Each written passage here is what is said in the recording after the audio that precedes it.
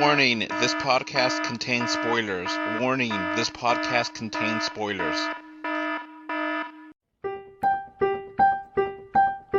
Let's go watch it in 2D. No, let's go watch it in 3D. But if we watch it in 3D, then is it worth the cost?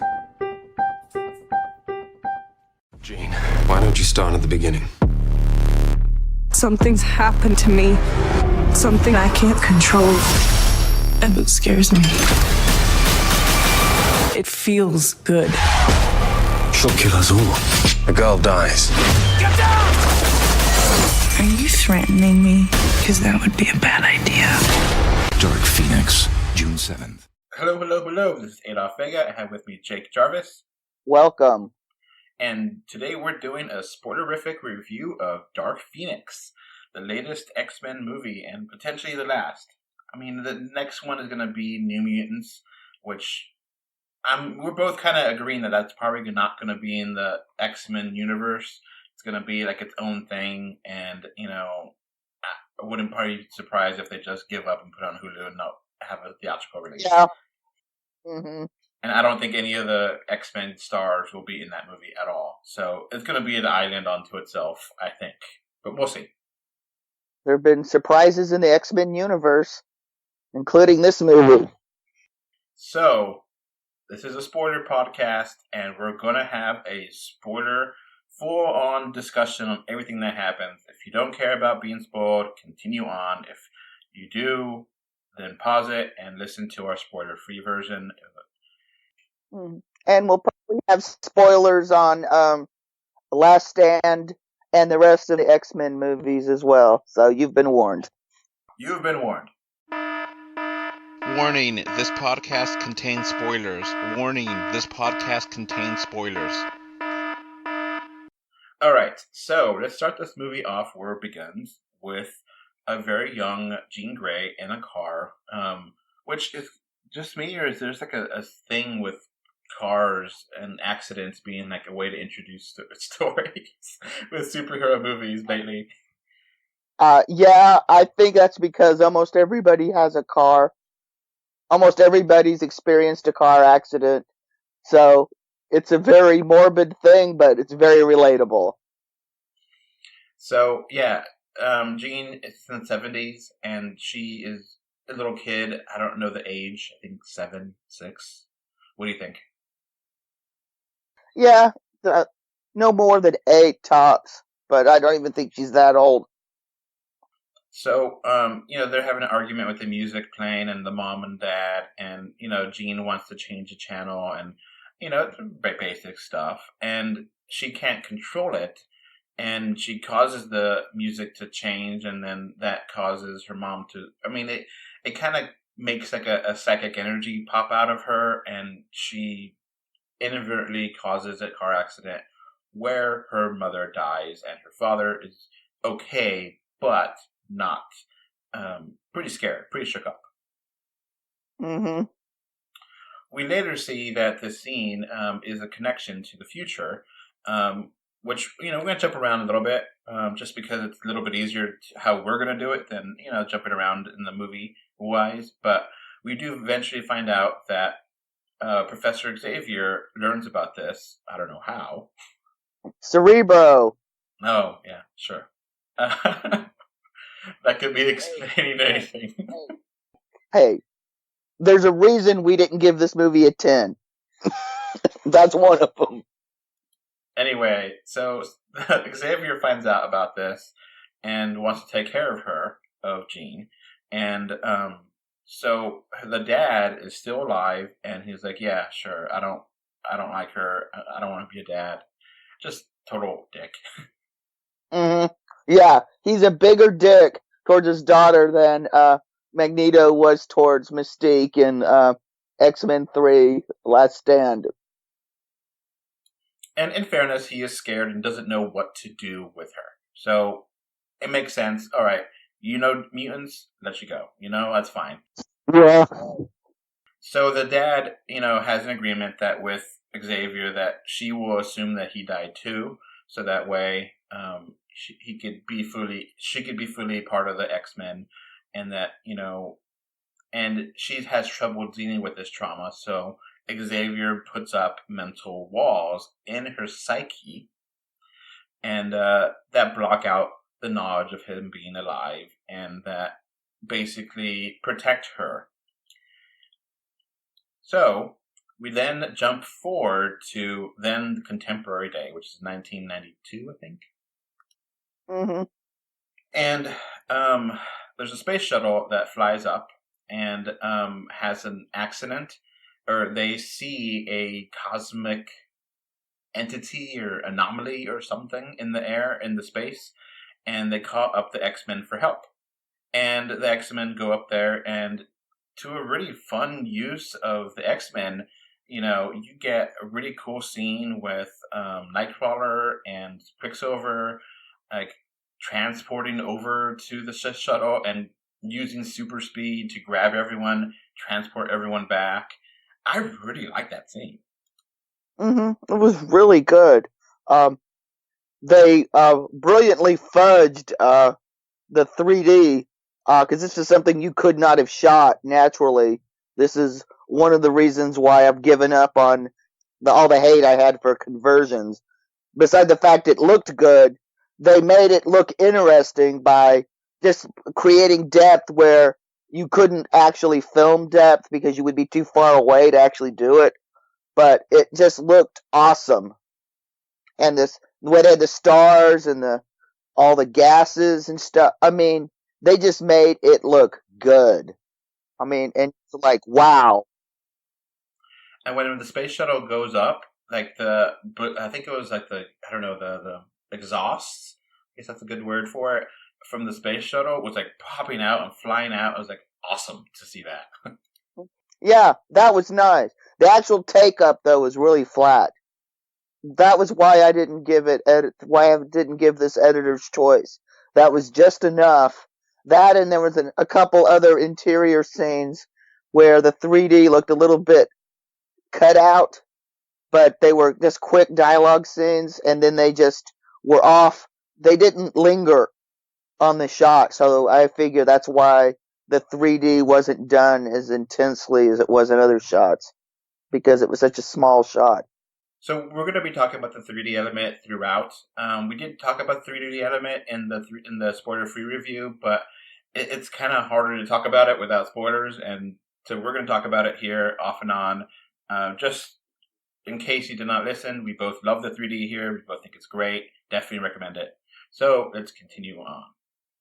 So they get everyone back, and President is really excited, and it's like wants to get Xavier, a medal and have a presentation, and Xavier's eating it up, and the rest of the X-Men are just like, okay, whatever, right? Yeah. But they're having a party at the mansion, and like they have Dazzler there singing, which is like, okay, cool. We don't actually get her name or anything, right? Yeah, you don't need Dazzler has such a distinct look. Exactly who she is. Now, there's some other throughout the movie. There's other characters from the schools, and some of them are in Magneto's camp. You'll see mutants. Bishop is obvious, but a lot of the others, they're arguing, like at the rave that Dazzler's performing at. Some think that's Match. Other people think it's Pyro. And there's so many other characters he could be, but since he's not identified, who knows? And there's lots of characters in the school, like if you like Kitty Pryde supposedly shows up. If you blink, you'll miss her, but she's never identified. But the assumption is that's Kitty Pryde. And Jubilee is absent that I could notice. Yeah. Well, what else is new in the X-Men movies? Which is sad because I like her. I liked her in the X-Men cartoon, and they kind of forget about her in the movies, or, Apocalypse, they had her in the movie for like 5 minutes or something. Yeah, it figures. Apocalypse is the one she's in. So, everyone's having a party, and then Jean is here, and she kind of just is not able to control her new powers, because when she was up there, the way they saved everyone was that she basically stayed back and absorbed the spatial anomaly, and then was able to come back unscathed. And she's had a scene in space where I was like, wait, she's in complete space, and how did she not survive? And you just have to let that go, right? Mm-hmm. So she absorbed a spatial anomaly, and now she can't control the power. And like she had like a big blast, and a lot of people are hurt. No one's dead at the mansion, but they do tell Xavier, and Xavier's like, "All right, let me head back over there." And he's doing everything fine. Mm-hmm. And you do get some fights with. Oh, don't forget, we also find out that Xavier can no longer read Jean's mind, and apparently hasn't been able to for quite a while. So that's nice to not tell the other students this. Oh, by the way, Jean's too powerful now for me to read her mind. And the implication is that he also can't control her. Not that he should have been controlling her, because like I said, consent is a big deal of what's going on in this movie. Yeah, and Mystique is here, and she's pissed off that Xavier sent them on the mission, and it was too dangerous, and he's getting all the credit, and she was kind of whiny in this a little bit. I understand what she was saying, but I kind of felt like Jennifer Lawrence is just kind of tired of this, and she was kind of happy to end the series. Yeah, I just think she played it well. I mean, Raven had every right to be pissed. I mean, the tagline for this should have been "Mystique was right." So we get back with Jean, and Jean like passes out after like an explosion, and Xavier tries to go into Cerebro and tries to go into her mind. Obviously, this is a problem because she is not consenting to this. And the guy, everyone there is like, wait, this is not okay. This is not okay, Xavier. This is not okay. It's like, yeah, whatever. More power. It's like, okay, more power. I'm going to go into her mind if she's like, and it's like, whoa, that's like borderline mental rape. Yeah. Actually, I wouldn't call it borderline, but I think he crossed the line. Yeah, I mean, psychic energy, it's just a different kind of, I don't know what the term would be to enter someone's mind without their consent.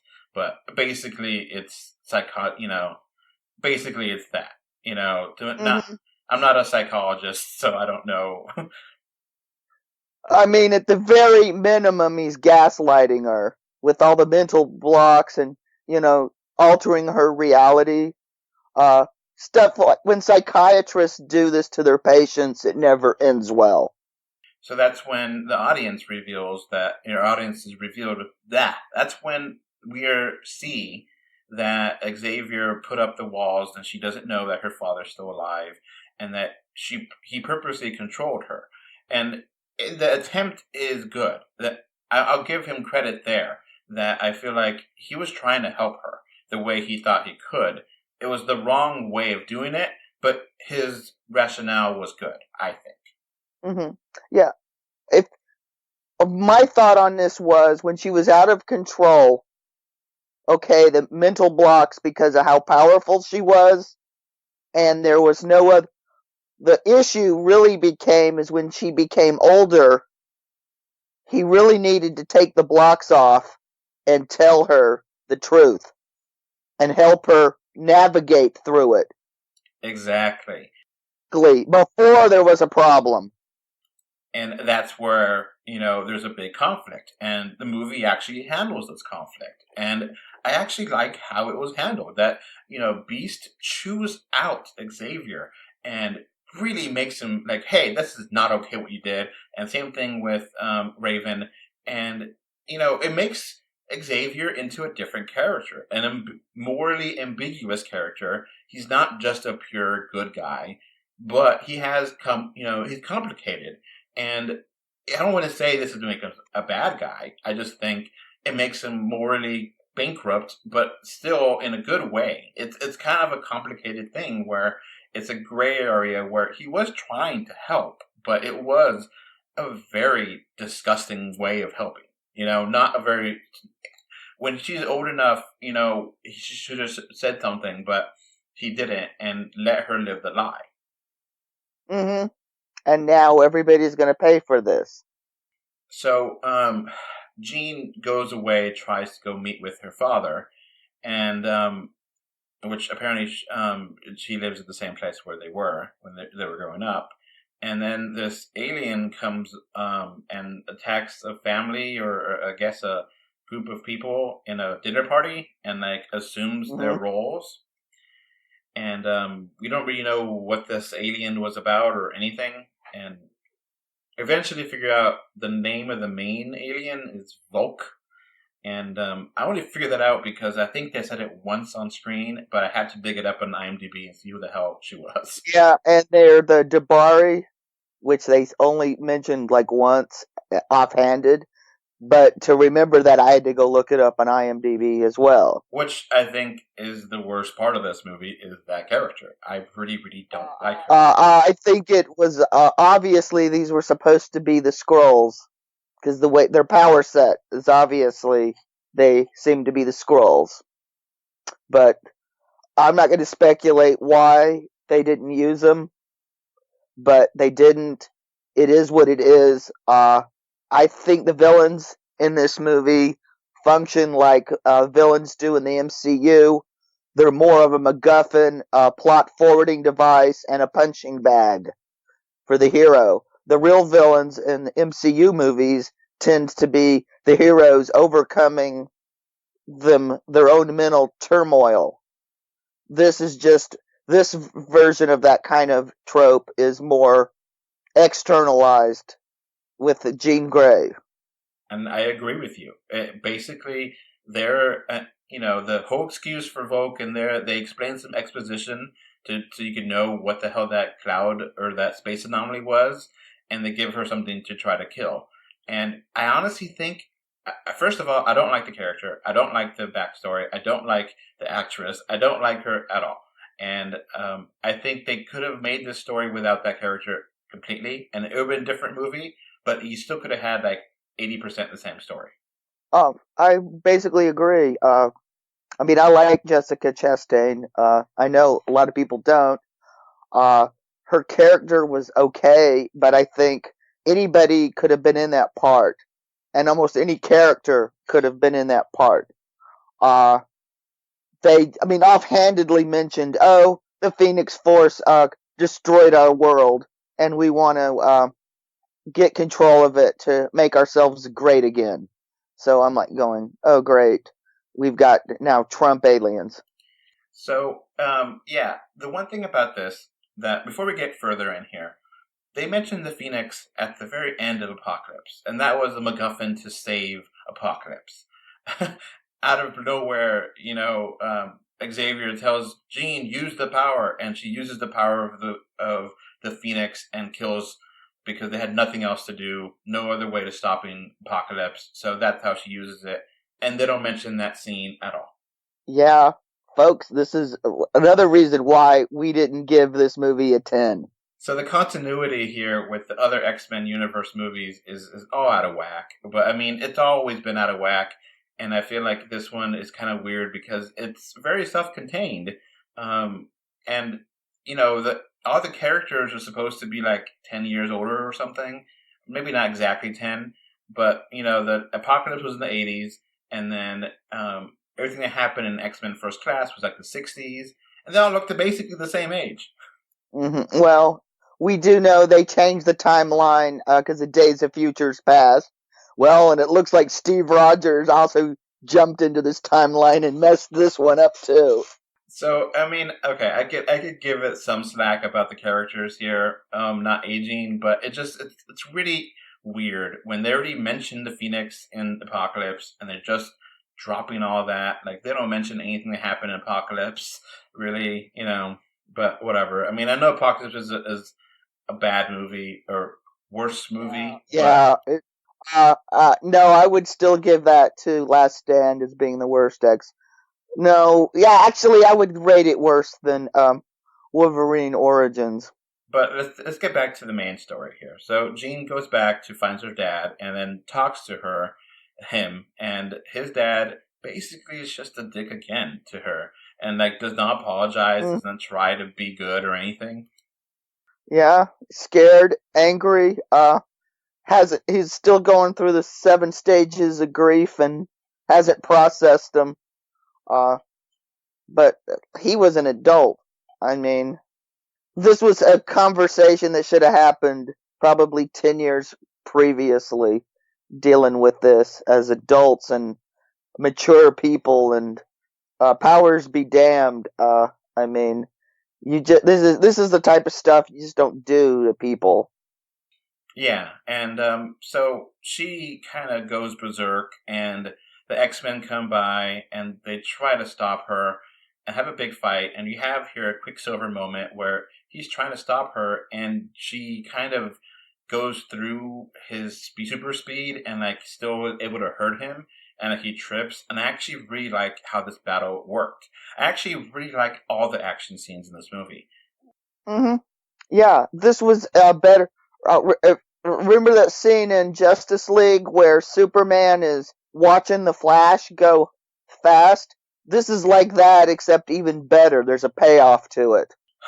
We forgot to mention in the space scene where Cyclops is used, and Cyclops is actually a major character in this movie, where he's always been a side character. But like shoot the what is it called, the shuttle to help it. And I was like, well, how are you going to shoot it if And they're like, oh, go into the contraption and then use your beam like a laser. It's like, oh, that's actually clever. I actually really like that. Yeah. Yeah, this movie's filled with all sorts of nice little things like that. Nice little bits and touches. So, eventually Phoenix kind of flies away, and there was one death here that is of Jennifer Lawrence as Mystique or Raven, and she tries to, Beast has a kill shot on her, but Xavier says, no, let Raven try. Yeah, he mentally puts a hold on Beast, which was also not cool. Not cool, but I actually give him respect for giving Peace a chance with in Raven, But he should have just talked to Beast and said, no, please don't do it. Instead of just... Yeah, because Xavier just reads people's minds, just controls them, doesn't even think twice about it. I would say at this point, Xavier is every bit as out of control as Jean Grey is. Yeah, and Jean can't control herself and attacks Raven, and like she basically has the same kind of death as Wolverine, with a whole bunch of debris going through her belly or whatever, and she doesn't really get a good last line or anything either. It's kind of just sad. It's just shocking, and this really is what drives what happens. I mean, this is like this is what's going to drive everything forward, because basically the Brotherhood and the X-Men are going to start going through the 7 stages of grief. So they eventually head back home because Phoenix flies away and they don't know where she is, and a lot of people are hurt. Obviously Raven's dead, but Quicksilver is pretty hurt. He trips at super speed and gets banged up. So Quicksilver's out of the movie, which was good, convenient, and actually a decent way to take him out. Yeah. So they head on back, and then that's when Beast, is like really chewing out Xavier, and Xavier wants to take a drink, and he was like, "No, you need to realize what's going on here." And I thought that was a great scene. Exactly. Because he's trying to cope. Xavier's overwhelmed. He's making bad decisions. He's addicted to the fame monster. Yeah, another thing we should mention: the X-Men are superheroes. They're super popular. They've got a fan base. Kids dress up as them. They cheer them on when they go on missions. I mean, they're like, yay, the super group. Yeah, they're like the Avengers in this timeline world. And, I actually kind of appreciate that. I think it worked how they did it. And then after, Jean kind of wrecks her dad and wrecks that little neighborhood, the government's now against them. And legitimately so. Yeah, it moves a bit fast for my tastes, but, it is what it is. Like I've already said before several times in this podcast, there's a reason why we didn't give this movie straight up 10, because there's all sorts of little things we felt were fleshed out more, or there were a little more connective tissue to. And the government just turning on the mutants on a snap of a finger was one of those. We do get Volk try and talk to the dad and get more information on Jean, and it just it's kind of just a weird little thing. And yeah. Then we see Jean fly off to meet Magneto, and with his compound, and there's a really good scene there too. Yeah, I like the way they make. Was it how do they pronounce it? Genishaw? They basically made the mutant city instead of this big sprawling city. Which, how in the hell would they have the resources to do that? They did it with made it like a tiny house village, which where I live, these type of little neighborhood kind of with little houses are all over the place because people really love these little houses that are like 200 square foot and and Michael Fassbender was a boss in this scene when he comes flying out crotch first to see Jean Grey, and when he kept asking her over and over again, whose blood is this? And Jean wouldn't answer him. Yeah, I love that. And Fassbender's a fantastic Magneto. And I love it when they after they leave, because he listens to her and then he dismisses her. Tells her to leave. And I think he did that because he knew Jean could go back to Xavier. But the people at the compound, they had no place else to go. And he had to look after them. And he knew he couldn't take care of them with Jean there. And the government comes over and tries to, have an action scene with to try and take over Jean. And Jean almost wrecks everything. And Magneto is the one that kind of saves that from being worse. Oh, yeah. And I love the scene where they're just flexing their hands. One of the stupidest tropes in sci-fi, the psychic. And they touch their forehead. You've seen them for dozens and dozens and dozens of movies, and your eyes roll because it looks so stupid. But this is like the first movie that I've really seen that when they're just doing the hand motions, that it just is so believable. I mean, you actually can follow the fight when they're trying to do that helicopter, Magneto versus Jean Grey, and it was amazing. It was pure, this is like acting Olympics. I mean, wow. That just like floored me how good that was. Yeah, we get a better one a little bit later, and the audience cheered, and I will cheer too there when you get there. But so Magneto is like, what's going on here? And we eventually get Hank or a Beast leave and go over there and talk to him. And, we're still... Xavier tries to use Cerebro to try to find her. And I guess they don't notice that Beast leaves the compound and tries to find... and then they figure out, they're trying to go back to New York, which is I was kind of lost about how they figured out where she was going to go to. Yeah. And anyway, they use Nightcrawler to teleport to New York, and then the Magneto's crew is over there already, and Volk is there, and Volk is talking to Jean, and if you give me your powers, I would just take all this weight away.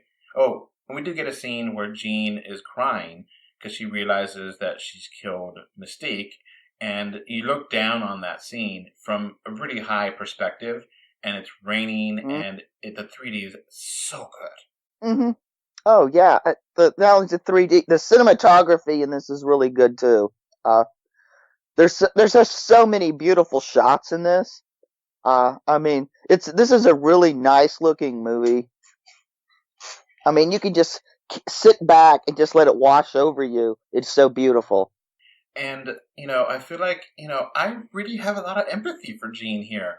I really feel for her because she's not controlling this. Mm-hmm. Yeah, Sophie Turner really handles I mean, she treats this as Jean Grey is mentally ill, which is a really good take on this because, I mean, the trauma. Look, she suffered this trauma, and because of Xavier's actions, she's never been able to process the trauma of losing her mother to death and her dad to fear. She's never had to grow up, mature. So she's getting hit by all of that, plus killing Raven, plus having these powers she doesn't understand and can't control. So she's getting hit with everything at once. Yeah, and I think she does great here. I really like her. I never really liked her that much in the other movies, but she, she's a star of this, and she holds it. I liked it a lot. Yeah, exactly. Yeah, Sophie Turner knocks it out of the park in this. So, Magneto is like, okay, get out of our way, Xavier. We have to kill her. And, they have a fight scene. Mm-hmm. Yeah, he says, I know whose blood that is, which was a beautiful line to tie that back. And Xavier, understands it, but Magneto, has the equal amount of relationship with Mystique. So he loves her too. Not in like a physical way, but like in a daughter way,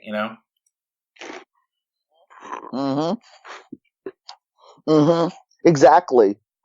Yeah, it's one of the things in about Last Stand when Mystique takes the dart, to save Magneto to make sure he doesn't lose his powers. Magneto wouldn't have done that to Mystique. Just says, "You're not one of us anymore," and leave. Because I actually walked out of the theater, and I didn't even see the end of Last Stand until years and years later.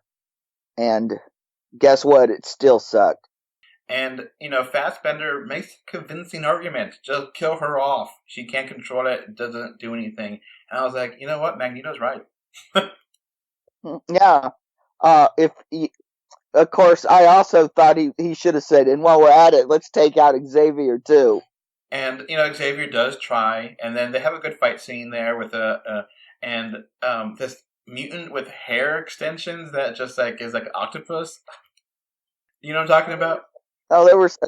I remember Bishop, but I didn't remember him moving his hair around. It was like this character with like dreads, and like the dreads were like snakes that you control.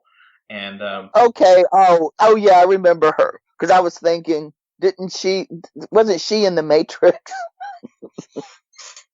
And you get a lot of Nightcrawler here, and you get a lot of Cyclops, and Cyclops is pissed too, and. He's trying to help her, and, they get to a scene with, Xavier going into there and Cyclops going into there and, like, Volk, like, absorbing her powers or something.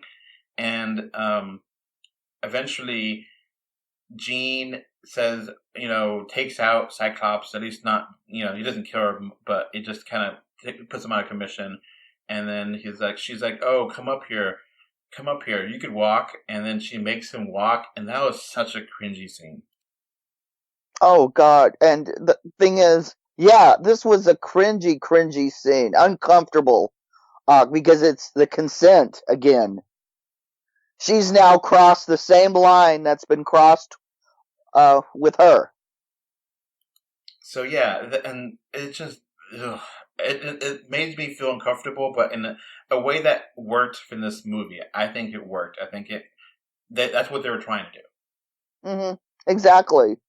I think it succeeded. I think the point might have been lost because some of the jumping back and forth with things, but like I said, it's exactly what Jean did to Xavier, exactly what he had did to her, with the consent, doing things to her without consent.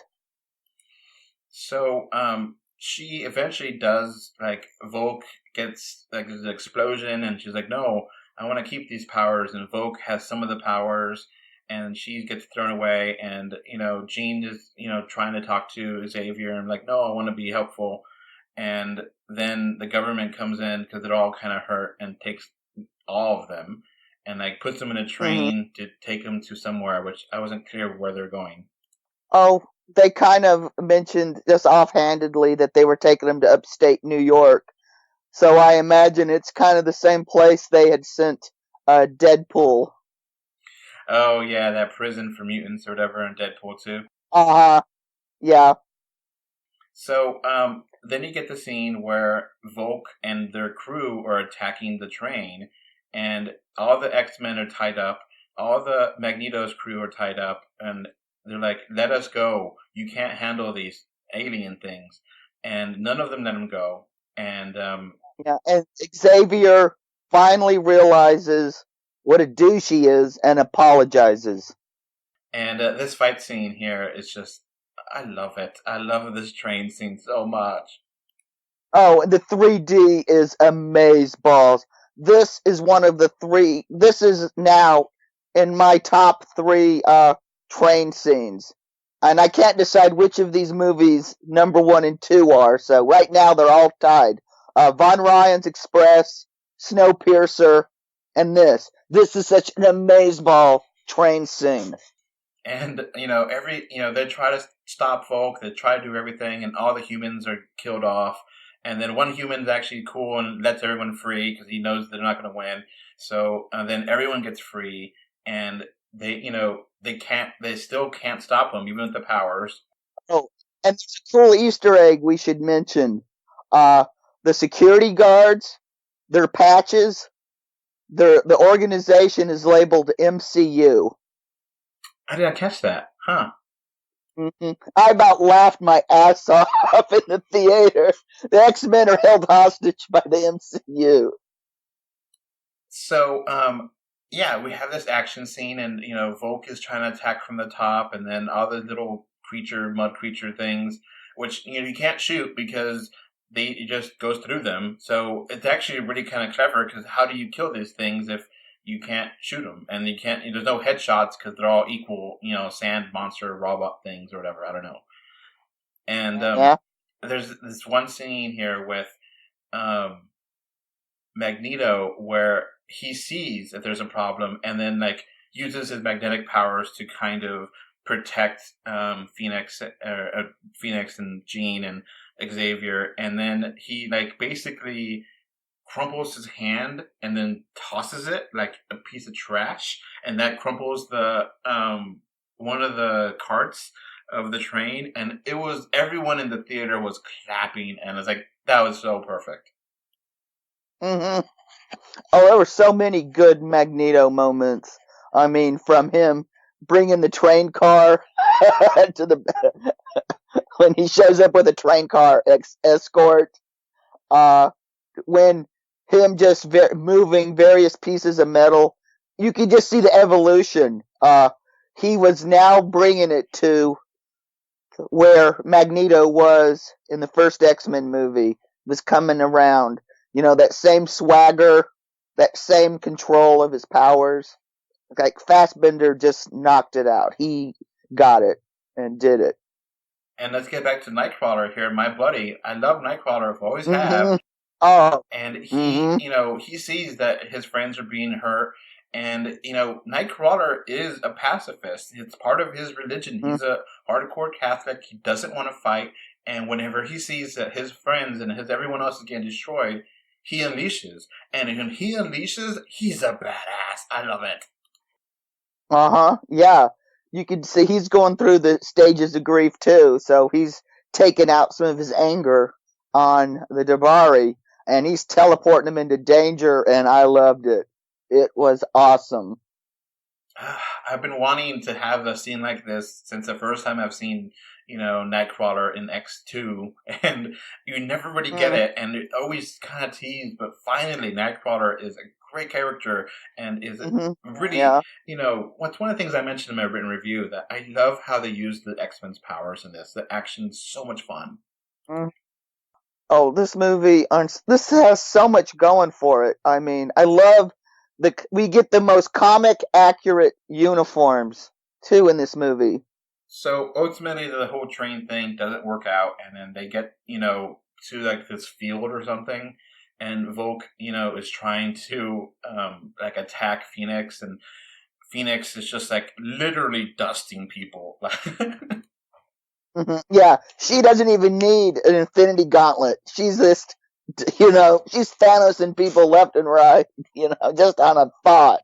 And she sees that she's doing it accidentally to Cyclops, and Volk is like, "Let me have all the power," and he's like, "No," and then she flies up into space and says, "No, I'm not weak. You're weak because you're human and you have emotions," and then it's like, "No, I'm strong because I have emotions," which a lot of it felt like Captain Marvel. Yeah. Hey. And then, Phoenix explodes and kills Volk in space, and then everyone else of the X-Men are just down below, and they're like, "Okay, now what?" And, Phoenix, like, turns into, a actual, like, fire Phoenix in the sky, and flies away, and we don't know what really happens after that, but we get a scene at the very end with Xavier, or with the people going back to the school, and they changed the name from Xavier School to Jean Grey, and I thought it was kind of weird. Well, the comics, personally, I think they should have named it after Mystique. But the comics, when Jean died, which I don't remember which time she died, they changed the name of the school after Jean. And it's fitting because Xavier has proven that he's not fit to be the kind of headmaster, which he isn't anymore.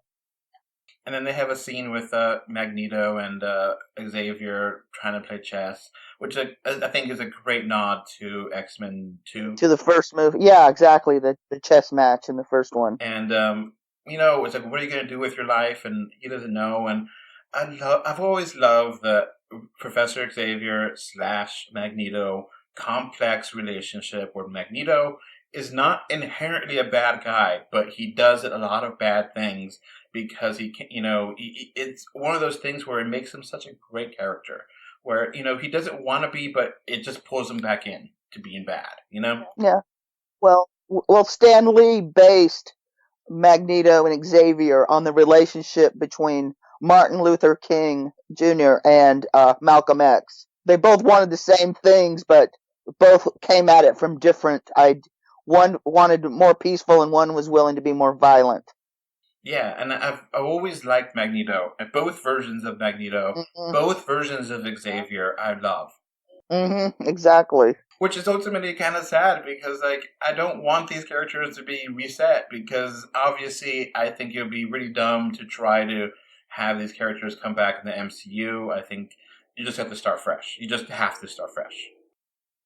Yeah, well, with the way fanboys have been whining and moaning about this movie, I would not be surprised if we don't see the X-Men in the MCU for 10 years. No, I think they'll give them space. Like, I think 4 years from now, they're just gonna. It'll be a lot more than 4 years. I think Feige might have started putting them into things in 4 years. I don't even think he's going to think about it until 5. We'll see about that, but and I would also say we are never ever going to see another adaptation of Dark Phenix, even though that storyline or the Phoenix storyline, at least probably I would say it's going to be even longer than 10 years before Feige will probably by then 10 years. I don't even think he'll be doing Marvel movies anymore. Yeah, I agree with that, especially because Dark Phoenix doesn't look like it's going to be that big of a box office hit in the U.S. at least, and I think it's going to lose out to Secret Life of Pets 2. So it's really disappointing. I think Secret Life of Pets 2 is not doing that great either, but it's doing better than Phoenix. So anyway, Yeah, well, we're back to a box office slump, and rightfully so. Uh, I mean, most of the movies just aren't that great. I mean, I really liked this movie. I thought it was Simon Kinberg succeeded with what he was trying to do. If you wanted a comic accurate version of the Phoenix Saga, you're never going to get it. So quit wanting it. The effects aren't there. I like the cosmetic effects of the Phoenix colors and stuff. Mm-hmm. You know. Yeah, this is great. And don't get me started about the Phoenix storyline. Because I mean, I really got tired of I am evil incarnate, and Jean Grey's like, oh, I'm evil, so I'm going to change to the green outfit today. Yeah, the Phoenix Saga in the comics is like multiple volumes, and it gets really complicated. And I can and it's got some great art, and it has got some horrible art. I mean, and it's mostly drawn by an artist whose name I'm not even going to mention because I just don't want to start any fights. But the guy can't draw a wheelchair to save his life, and what is he doing? A story with a character who's in a wheelchair, and he draws one face and two facial expressions. So, not the biggest fan of the source material. Getting back to this movie, both of us knew coming in that this was not. Both of us were not looking forward to this. We put it nicely, one, because of the trailers, and two, I didn't try to see it, but I did see the Rotten Tomatoes score of like 22% or something. And I was like, oh my God, what am I getting myself into? And then I was like, all right, I did what every reviewer should do when you don't care. You don't care what the rest of the review crew are saying. You just clean out your mind and try to enjoy the movie for what it is. And I was able to. Mm-hmm. I like this movie. I like it a lot more than I thought I would. Mm-hmm.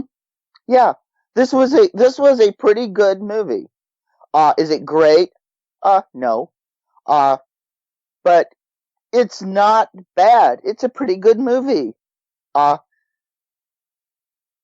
mean, I'm just, mind boggled. I actually checked out a few reviews after I saw it because I was hearing the scores on this, and it just seems like a whole lot of.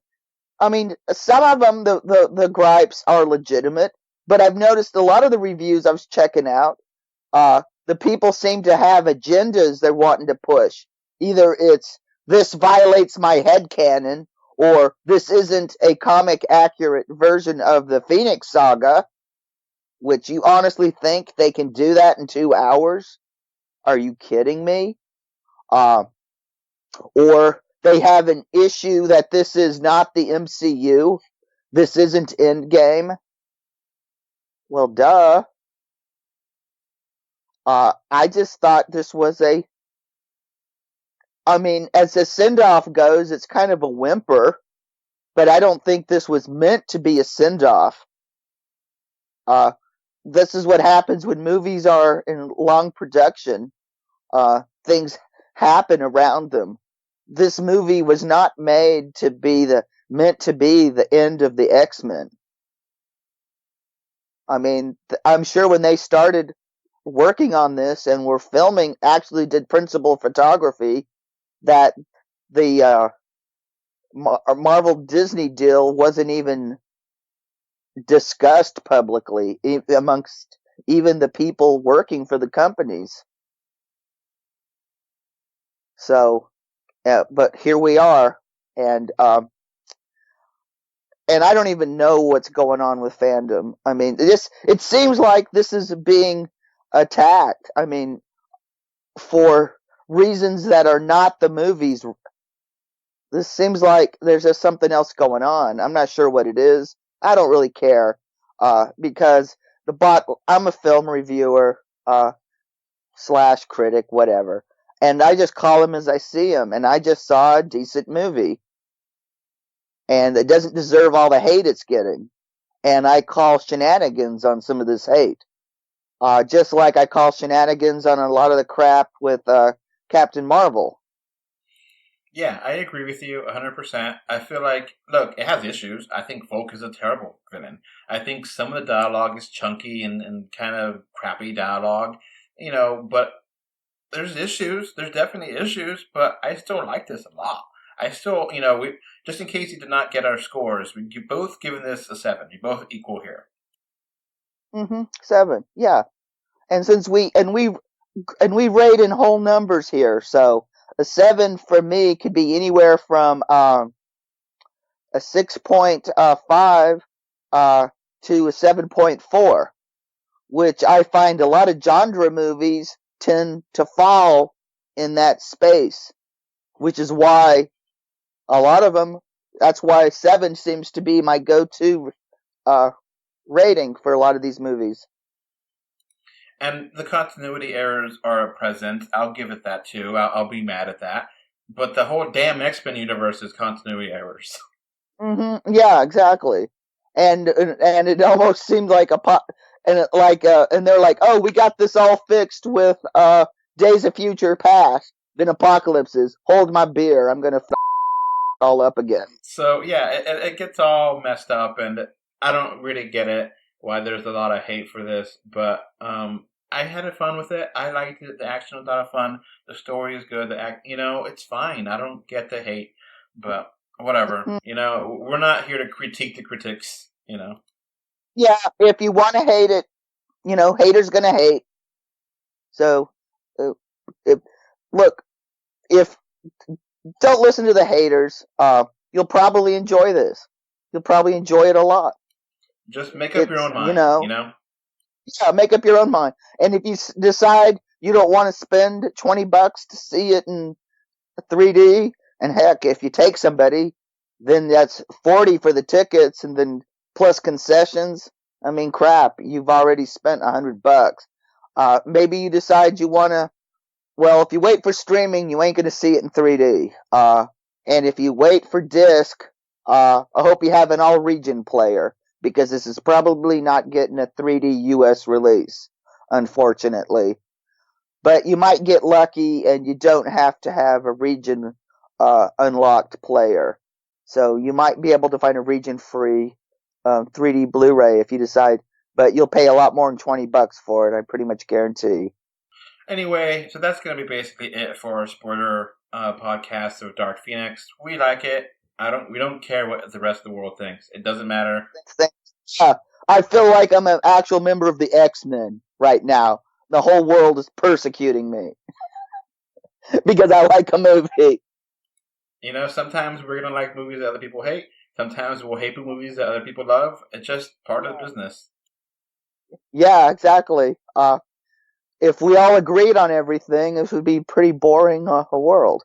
All right, so that's it for us. Bye. Bye. All right, before this podcast ends, I want to give a thank you to my patrons. Right now, we have one patron, which is David from Spain, and I want to thank you for your financial support. All right, so that's going to be it for this podcast. We now have a Patreon, and the link is in the description. Thanks for watching.